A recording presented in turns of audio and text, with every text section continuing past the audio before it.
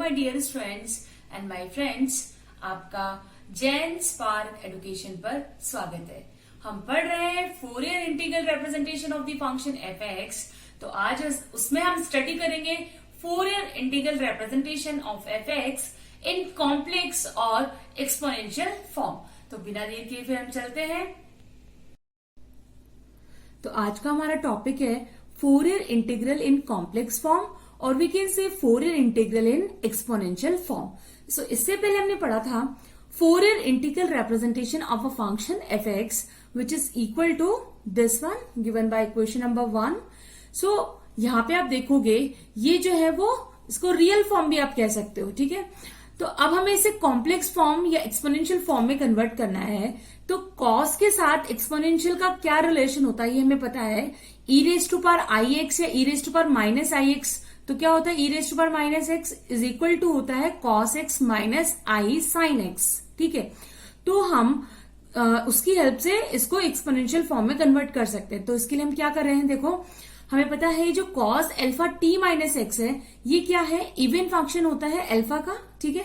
Then equation number 1 can be written as this equal to 1/2 multiplied by, हमने 1/2 से multiply किया है equation number 1 को, और जो अल्फा के लिमिट थे 0 टू इन्फिनिटी वो क्या हो गई माइनस इन्फिनिटी से प्लस इन्फिनिटी, और बाकी का एज इट इज आ गया, ठीक है। ये हमने किस प्रॉपर्टी से किया है, डिफाइनाइट इंटीग्रल की प्रॉपर्टी होती है अगर हमारा कोई भी एफ एक्स जो है वो इवन फंक्शन है तो माइनस इन्फिनिटी से plus infinity f of x dx, उसको हम क्या लिख सकते हैं twice 0 to infinity f of x dx, ठीक है। तो ये 0 टू इन्फिनिटी थी, यहाँ 2 मल्टीप्लाई में नहीं है तो इसलिए हमने इसे 1/2 से मल्टीप्लाई कर दिया इसको, और ये लिमिट हो गई आपकी माइनस इन्फिनिटी से plus infinity. Okay, I hope you getting this point. Now similarly sine alpha t minus x क्या है, एक ऑड फंक्शन है एल्फा का।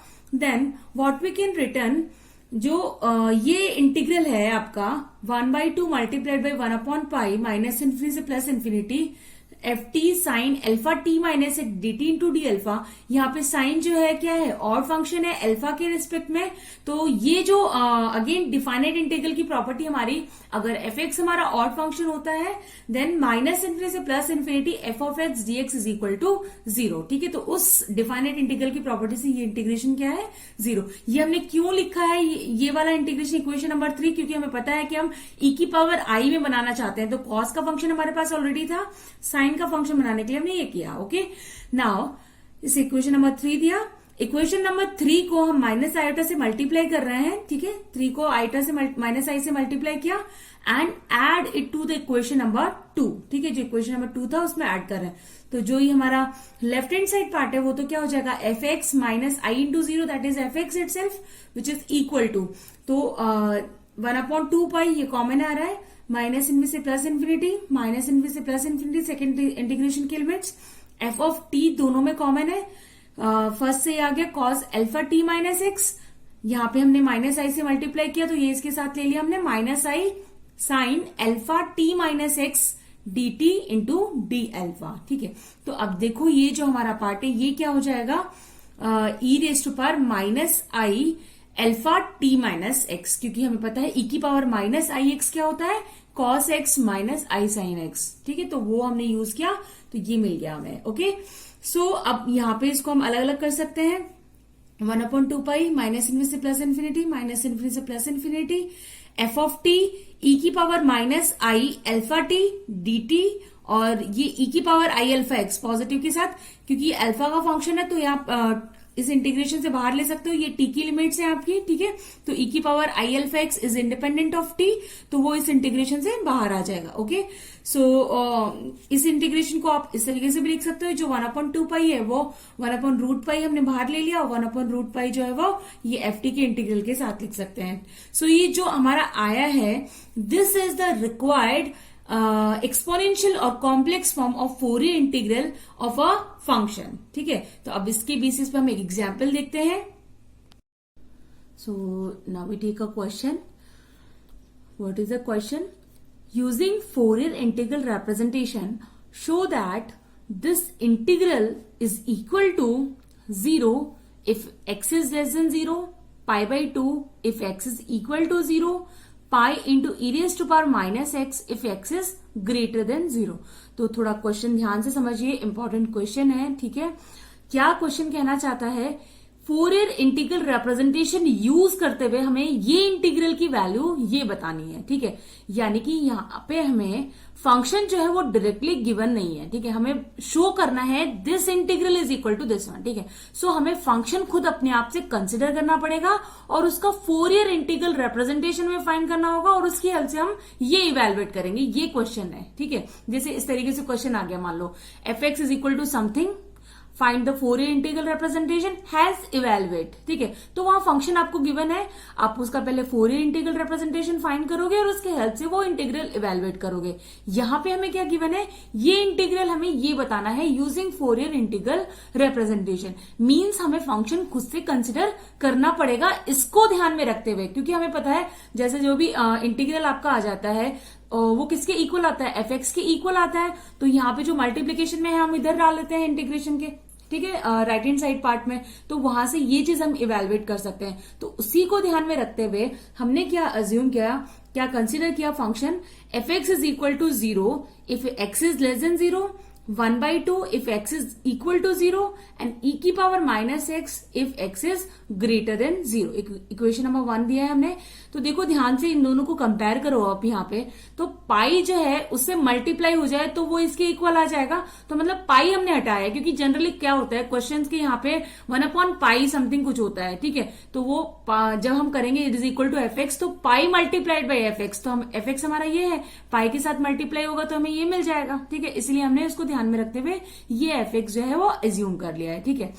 अब हमारे पास एफ एक्स है, फंक्शन है, अब उसका फोरियर इंटीग्रल रिप्रेजेंटेशन फाइंड करेंगे। हमारे पास जो एक्सपोनेंशियल फॉर्मूला भी है और उसका जो रियल फॉर्मूला है cos T minus alpha T minus x, दोनों फॉर्मूला है, ठीक है। तो हम कोई सा भी फॉर्मूला आप यूज कर सकते हो, लेकिन एक्सपोनेंशियल वाला जो फॉर्मूला होता है वो इंटीग्रल सॉल्व करने में आपका थोड़ा आसानी रहती है उसमें, ठीक है। तो हम वो जो है यूज कर सकते हैं, या फिर आप कह सकते हो कि वो जनरल फॉर्मूला है तो आप वो यूज कर सकते हो, ठीक है। क्योंकि और बाकी जितने भी फॉर्मूले हैं आप उससे लेकर आ सकते हो।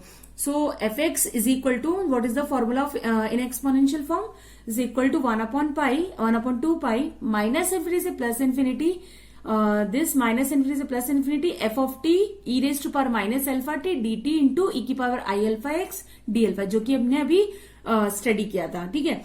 सो consider I which is equal to, जो अंदर वाला फंक्शन है वो हमने आई कंसिडर कर लिया है, माइनस इंफिनिटी से plus infinity f of t e की power minus alpha t d t, ठीक है। This is equation number 2 f x and I is equation number 3, ठीक है।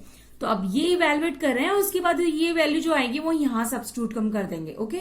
सो this is equal to minus, यहाँ पे माइनस इंफिनिटी से plus infinity, तो function की जो हमारी लिमिट्स है यहाँ पे एक्स इज लेस देन 0 के लिए क्या डिफाइंड है 0, तो माइनस इंफिनिटी से 0, तो उसके केस में हमारा 0। उसके बाद 0 से इंफिनिटी, उस केस में क्या डिफाइंड है ई की पावर माइनस एक्स, तो टी के एफ ऑफ टी हम सब्स्टिट्यूट कर रहे हैं, तो ई की power minus t e raise to power minus alpha t, ये यहां से आ गया as it is d t, ठीक है। तो ये तो आपका 0 है तो 0 में चला गया। ये इंटीग्रल बस हमें सॉल्व करना है, 0 टू इन्फिनिटी ई की पावर माइनस टी कॉमन ले लिया तो 1 plus i alpha D t, ठीक है। तो सिंपल ये ई की पावर एक्स टाइप का हो गया फंक्शन, तो इसका इंटीग्रेशन ई की पावर एक्स का ई की पावर एक्स ही होता है। तो यहाँ पे ई की पावर माइनस टी ये आपका कॉन्स्टेंट है, ठीक है, टी के रेस्पेक्ट में आप कर रहे हो, तो क्या हो जाएगा माइनस ई की power minus T 1 plus alpha, और इसका जब आप करोगे तो माइनस आ गया और नीचे डिनोमिनेटर में 1 plus i alpha. So what is the limit 0 and infinity, वो सब्स्टिट्यूट हम करेंगे तो what we get the 1/1 plus i alpha, ठीक है। तो ये हमारा आया। तो जब भी आप देखते हो कॉम्प्लेक्स फॉर्म, अगर कॉम्प्लेक्स नंबर जो है डिनोमिनेटर में आता है, यानी कि आयोटा डिनोमिनेटर में होता है, तो हम उसको न्यूमिनेटर में ले जाते हैं, ठीक है। तो हम इसको कॉन्जुगेट से मल्टीप्लाई करेंगे यहाँ पे 1 माइनस आई अल्फा और डिवाइड करेंगे 1 माइनस आई अल्फा से, तो क्या मिलेगा 1 minus I alpha divided by 1 plus alpha square. So this is equation number 4। ये किसकी वैल्यू है हमारी, आई की वैल्यू निकल के आई, ठीक है। जो आई हमारा ये था, इसकी वैल्यू निकल के आई, तो अब इसकी वैल्यू हम जो है यहाँ पे सब्स्टिट्यूट कर देंगे इक्वेशन नंबर 2 में। So using 4 into what we get f x is equal to 1/2 minus infinity से प्लस इन्फिनिटी, ये हमारी किसकी वैल्यू है, आई की वैल्यू है, ठीक है, वो हमने यहां सब्स्टिट्यूट कर दी 4 से, और ई की power i alpha x d alpha, ठीक है। अब हम इसको थोड़ा सॉल्व कर लें, ठीक है। तो यहाँ पे ई की पावर आई अल्फा को अल्फा एक्स को क्या लिख सकते हो, कॉस अल्फा एक्स प्लस आई साइन अल्फा एक्स, ठीक है। अब आप इसको मल्टीप्लाई करेंगे, देखते हैं क्या आता है। So after multiplication we get this one. Here this is the real part and this is the imaginary part. Next step है, हमने इसका इंटीग्रेशन की प्रॉपर्टी यूज करते हुए इन दोनों इंटीग्रेशन को अलग अलग कर लिया है, ठीक है। अब अपनी ध्यान से देखो, जो फर्स्ट इंटीग्रल है राइट हैंड साइड का, तो ये जो फंक्शन है दैट इज इवन फंक्शन। तो ध्यान से कैसे, cos alpha is even function, alpha is odd, sine alpha is odd, product of two odd functions is even function and then sum of two even functions is even, ठीक है। तो totally function हमारा कैसा हो गया, even function, ठीक है। अब हम यहाँ यूज करेंगे डिफाइनाइट इंटीग्रल की जो प्रॉपर्टी होती है हमारा, अगर एफ एक्स कैसा है, इवन फंक्शन है, तो माइनस इन्फिनिटी से plus infinity f of x dx को क्या लिख सकते हो, 2 times 0 to infinity f of x dx.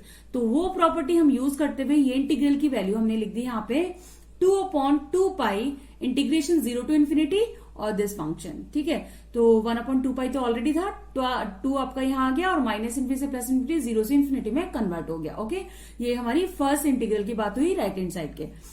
दूसरा है हमारा जो इंटीग्रल है राइट हैंड साइड का, तो उसका जो फंक्शन है दैट इज ऑड फंक्शन। तो ऑड फंक्शन कैसे है, ध्यान से देखो, sine alpha is odd function, alpha is odd, cos alpha is even, product of odd and even is odd, then difference of two odd functions is odd function. तो ये totally function कैसा हो गया हमारा, ऑड फंक्शन, ठीक है। तो again we use the property of definite integral, if f x is odd function then integration minus infinity से plus infinity f of x dx क्या होता है, 0। तो उस प्रॉपर्टी से ये इंटीग्रल की वैल्यू क्या हो जाएगी, 0 हो जाएगी, ठीक है। तो दैट मीन्स हमारा जो ये इंटीग्रेशन बचा वो सिर्फ क्या बचा, f of x is equal to this integral, ठीक है, प्लस 0, तो वो 0 हो गया। तो 2 से 2 कैंसिल आउट हो गया। नेक्स्ट स्टेप में हमने ये कर दिया, तो यहाँ पे 1/π और दिस इंटीग्रल, इसे इक्वेशन नंबर 5 हमने दिया है। अब ध्यान से देखो, यहां तक ये जो हमारा आया है equation number 5, this is the Fourier integral representation of F x. जो हमने एफ एक्स कंसिडर किया था उस फंक्शन का फोरियर इंटीग्रल रिप्रेजेंटेशन हमारे पास ये निकल कर आ गया है, ठीक है। अब हम क्वेश्चन ध्यान से देखें तो हमें क्या इवेलुएट करना था, ये इंटीग्रेशन की वैल्यू इवेलुएट करनी थी, 0 to infinity cos alpha x plus alpha sine alpha x upon 1 plus alpha square d alpha. ये इंटीग्रल की वैल्यू जो है वो गिवन थी हमारे कि ये प्रूव करना है कि ये होगा, ठीक है। तो यहां से इक्वेशन नंबर 5 से ये इंटीग्रेशन की वैल्यू क्या हो गई, पाई multiplied by F of x, ठीक है। अब हमें एफ ऑफ एक्स की वैल्यू सब्स्टिट्यूट करनी है यहाँ पे, मतलब pi into F of x, F of x की वैल्यूज क्या होंगी, ठीक है। तो हमने फोरियर इंटीग्रल थ्योरम स्टडी किया था, वो थ्योरम कहता है एफ ऑफ एक्स में आप एफ ऑफ एक्स की डायरेक्ट वैल्यू सब्स्टिट्यूट करते हो अगर एक्स कैसा है, कॉन्टिन्यूटी वाला पॉइंट है, ठीक है। जिन एक्स पे फंक्शन कंटिन्यूअस है तो आप वहां पे उस फंक्शन की डायरेक्ट वैल्यू सब्स्टिट्यूट करते हैं, और जिन पॉइंट्स पे, जिन एक्स के लिए फंक्शन डिसकंटिन्यूअस है तो उन पॉइंट्स पे हम क्या करते हैं, उसकी एवरेज वैल्यू, राइट हैंड और लेफ्ट हैंड लिमिट का एवरेज वैल्यू हम सब्स्टिट्यूट करते हैं, ठीक है। तो हमें इसके पहले यहां से मूव करने से पहले हमें क्या देखना पड़ेगा, जो फंक्शन है वो किन पॉइंट्स पे डिसकंटिन्यूअस है और किन पॉइंट्स पे वो कॉन्टिन्यूअस है। तो चलिए देखते हैं। तो जो हमने फंक्शन कंसिडर किया था वो ये है हमारा 0 if x is less than 0, 1/2 if x is equal to 0 and e की power -x if x is greater than 0। तो इसको समझने के लिए कि किन पॉइंट्स पे कंटिन्यूअस है, किन पॉइंट्स पे वो डिसकंटिन्यूअस है, तो इसका हम फिगर देखते हैं, ग्राफ देखते हैं वो क्या है। तो ये हमने ग्राफ यहाँ ड्रॉ किया है इसका। तो ध्यान से देखिए, function x is less than 0 पे वैल्यू क्या रखता है, 0, ठीक है। तो देखो ध्यान से, x इज लेस देन 0 के लिए 0, दैट मीन्स इस लाइन पे वो मैप कर रहा है, ठीक है। ये लाइन है आपका x इज लेस देन 0 के लिए, ठीक है। y इज इक्वल टू 0 का यही लाइन है। Next x is equal to 0 पे हाफ, तो x इज इक्वल टू 0 पे वो हाफ पे यहाँ पे मैप कर रहा है, ठीक है। ये फंक्शन की वैल्यू है। x इज ग्रेटर देन 0 के लिए क्या है, e की पावर -x। तो e की पावर -x का हमारा ग्राफ क्या होता है, दिस वन, ठीक है। ये एग्जैक्टली 1 पे नहीं है क्योंकि इक्वल टू 0 के लिए हाफ वैल्यू है, तो इक्वल टू 0 पे ये हाफ है हमारा, और ग्रेटर देन 0 तो 1 से थोड़ा यहां से हम लेंगे, तो ये e की पावर -x का ग्राफ है for x is greater than 0, ठीक है। तो ये हमने ग्राफ ड्रॉ किया है। तो यहां ध्यान से देखो आप, एक्स इज लेस देन 0 के लिए यहाँ पे वो मैप है इस लाइन पे, तो दैट मीन्स यहाँ पे कोई ब्रेक कोई जंप आपको नहीं मिल रहा है। दैट मीन्स इन सारे पॉइंट्स पे एक्स इज लेस देन 0 के लिए फंक्शन कैसा है, कॉन्टिन्यूअस है। ठीक है, फिर हम बात करें एक्स इज ग्रेटर देन 0 के लिए, तो एक्स इज ग्रेटर देन 0 के लिए ये e की पावर -x का ग्राफ है हमारा, तो इन पॉइंट्स पे भी फंक्शन कैसा हो गया, कॉन्टिन्यूअस। ठीक है, अब हम 0 की हम बात करें, x इज इक्वल टू 0 पे वैल्यू है हाफ, दैट मीन्स हमें क्या मिल रहा है, यहाँ पे जंप मिल रहा है। ठीक है, तो that means x is equal to 0 पे फंक्शन इज डिसकंटिन्यूअस। तो ये जो हमारा फंक्शन है सिर्फ x इज इक्वल टू 0 पे क्या है, डिसकंटिन्यूअस है, और बाकी सारे पॉइंट्स पे कैसा है, कॉन्टिन्यूअस है। तो हम जब फंक्शन की वैल्यू सब्स्टिट्यूट करेंगे, x इज लेस देन 0 के लिए क्या करेंगे 0, x इज ग्रेटर देन 0 के लिए e की पावर -x, और x इज इक्वल टू 0 के लिए हम सब्स्टिट्यूट करेंगे left hand and right hand limit of 0। ठीक है, उसका एवरेज। ओके, तो चलिए देखते हैं। Now for x is greater than 0, fx is this one e की पावर -x। सो यहाँ पे हमने इक्वेशन नंबर 5 में fx की वैल्यू सब्स्टिट्यूट कर दी e की पावर -x, क्योंकि उन सारे पॉइंट्स में हमने देखा था कॉन्टिन्यूअस है function. So this is equal to 1/π this one. Okay, so इसे इक्वेशन नंबर 6 हमने दिया है। Now for x is less than 0, function है वैल्यू 0। सो इक्वेशन नंबर 5 से fx की वैल्यू हमने 0 सब्स्टिट्यूट कर दी, क्योंकि x लेस देन 0 के लिए भी उन सारे पॉइंट्स पे फंक्शन कॉन्टिन्यूअस है, तो हमने डायरेक्ट वैल्यू यहाँ पे सब्स्टिट्यूट कर दी। So this is equal to, ये हमारा राइट हैंड साइड पार्ट, इसे हमने इक्वेशन नंबर 7 दिया है। Now at x is equal to 0, function has discontinuity, so f of x is equal to half of f of x plus 0 plus f of x minus 0। ठीक है, विच is equal to 1/2।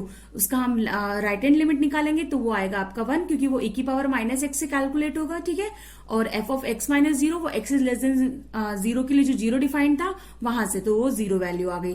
तो ये total value कितनी हो गई हमारी, half. That means x is equal to 0 के लिए फंक्शन की वैल्यू कितनी निकल कर आई, half.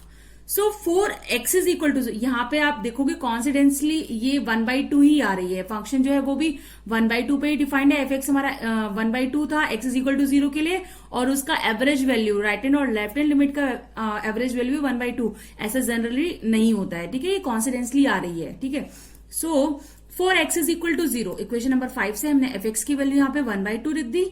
So this is equal to, ये हमारा इसका right hand side part. So equation number 8। Now from 6, 7, 8, जो हमने इक्वेशन नंबर 6, 7 और 8 लिखी है, वहां से हम क्या लिख सकते हैं, जो ये इंटीग्रल है 0 to infinity cos alpha x plus alpha sine alpha x upon 1 plus alpha square d alpha, इस इंटीग्रल की वैल्यू क्या हो जाएगी, 0 if x is less than 0, क्योंकि पाई मल्टीप्लाइड बाय 0 तो वो 0 हो गया। x इज लेस देन 0 के केस में, x इज इक्वल टू 0 के केस में पाई इंटू 1/2 दैट इज π/2। ठीक है, and x is greater than 0 के केस में पाई इंटू e की पावर -x। ठीक है, तो देखो यही हमें प्रूफ करना था कि ये इंटीग्रेशन आपका क्या आ जाएगा, ये।